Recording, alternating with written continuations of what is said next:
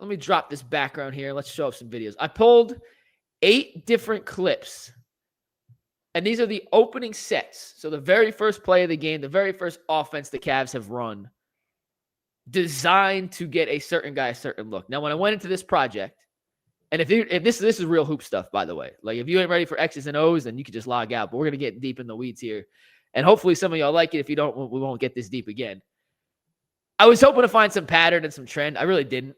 But they're doing some really cool stuff that I think is worth highlighting, because I don't remember seeing this under the Bickerstaff regime. And Jason, if you do, please tell me. But I don't remember it as I was going through it. So I pulled 8 of the 12 games, the first play they've run. I like some of them. I don't like some of them. We've showed you some of these before, but let's get to it. This is the very first play of the very first game. They win the tap. And Jason, we said, what are they going to do on the first play of the game? They were going to Evan Mobley. That was obvious. They ran a little screen-to-screener action here for Mobley. He's going to screen Garland's man. Then you got Dean Wade on the backside, who's going to screen for Evan Mobley to pop out into open space. Garland makes the easy swing. They switch it, and it's just a one-on-one for Evan Mobley from the perimeter, which is something we did not see him do often last year. Simple screen-to-screen action. You see it all the time in the NBA. It's not a new concept by any means, but I don't think they ever ran a screen-the-screener from Mobley to start at the three-point line. They've used this different action for a bunch of different guys, Jason, but we both wanted to see Mobley get the first shot of the season. We put money on it. At least I did, and that's one of the few bets I've cashed this year. I have not been good on my first basket bet, which hopefully I'll be much better at after studying 8 of their first 12. Thoughts on that play? Yeah, I like it because of the Evan factor. I think it was important. I mean, obviously, he's really establishing himself now, but first game of the year, first touch, first game, get the big man involved.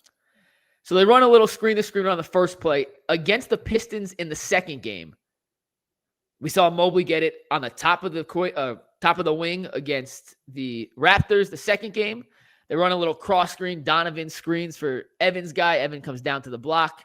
And on the backside, you see a little double screen here just to occupy the defense. Garland and Allen are going to screen for Donovan coming around for a three-pointer. Give the Pistons credit. They don't switch on the screen, and Tobias Harris ends up making a nice play to slap the ball away from Evan Mobley. But first 2 games of the season, you run a screen-to-screener for Ev on the top of the right wing.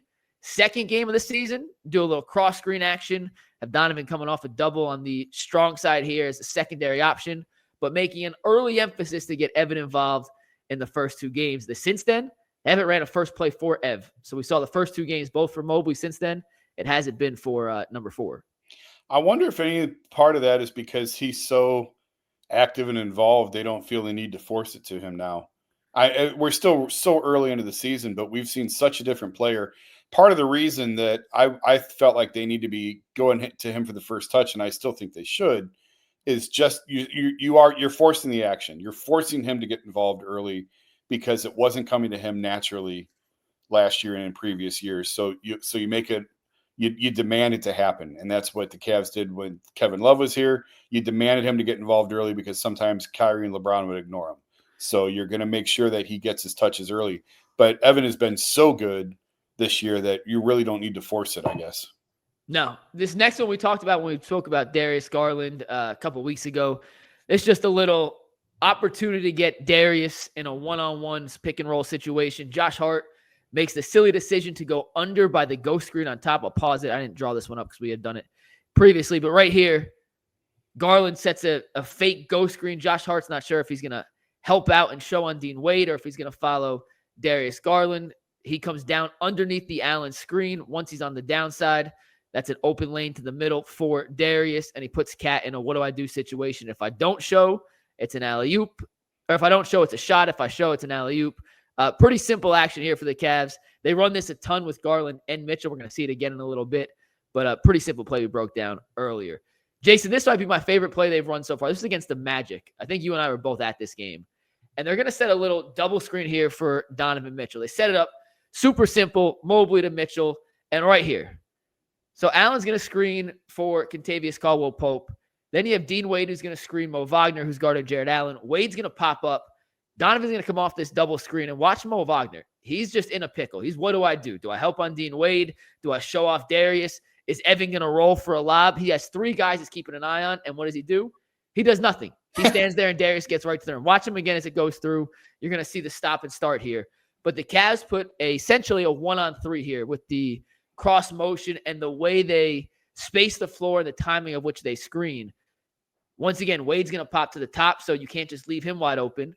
The Magic do a poor job communicating, and Mo Wagner's standing there, and he's looking, pointing at all three guys essentially at once. His head's on a swivel. Who do I got? Who do I got? Who do I got? And I'm not going to get anybody. Donovan waltzes in for an easy layup. Really creative set, nothing too complex, but when you put guys in decision-making positions, they don't make the right decision. It can lead to literally a walk-in layup for the best player on the court. No, we didn't see anything like that last year with multiple screens like that, and they made Wagner look like Jed Wills. I'm going to move on because that's the perfect comparison. All right, next up is a little Iverson cut here from the Cavs. Garland's going to come across the foul line from these two screens and really watch Dame Lillard and Malik Beasley here. And watch Beasley. As soon as Garland comes up, Beasley's going to be the one that chases him. But right there, Dame's looking back like, hey, who's going? Who's going? It's confusion. When you cut, which the Cavs have put such an emphasis on this season, it puts the defense in decisions and what do you have to do if you're not communicating properly. It leads to easy shots just like this. We saw against the Knicks when Josh Hart went under, it led to an open shot for Darius. He made that one. He misses this one. But simple action, a little Iverson cut here from Garland coming off the double. This should be an easy switch, but Dame and Beasley don't communicate. You can literally see it. I highlight it in a sec. Dame's already looking back. He's saying, I'm not going. You're chasing him. Like, I'm staying on my guy. You chase. And just by that half steps being slow, the confusion, he's now underneath Jared Allen. He's got to chase him over top. Darius gets right to where he wants to get. Misses the shot, but it can't ask for a better look on the first look. It's a great look. This next thing may be my favorite thing they've done, Jason. I know for a fact they didn't do this last year.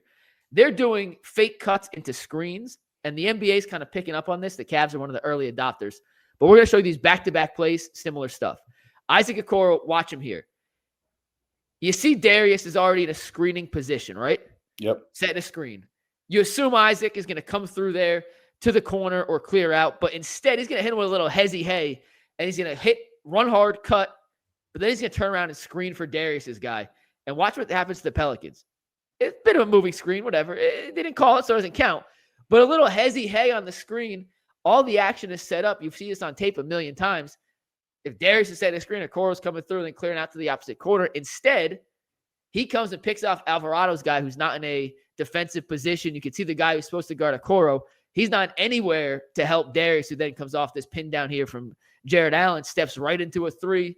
Decent closeout, but for a really good shooter who's in the zone like Darius is right now, that's about as good a look as you can hope for. That's a great play. I never even noticed that. That is a great play. If you like that, you'll love this next one, Jason. Same concept. Here's Isaac Okoro in the corner. Jared Allen is going to come. This looks like a handoff, right? Yeah. Isaac says, nope. He's going to turn around and screen for Darius's guy. Darius's guy is going to come off for the handoff. Draymond has Evan Mobley in the corner, but with all the action going on, Draymond has his eyes focused on the action, and that's going to allow for a wide open backdoor cut for Evan Mobley. You see he comes off, turns the corner. Draymond's staring at the top. Yep. Evan goes backdoor. Great delivery from Darius.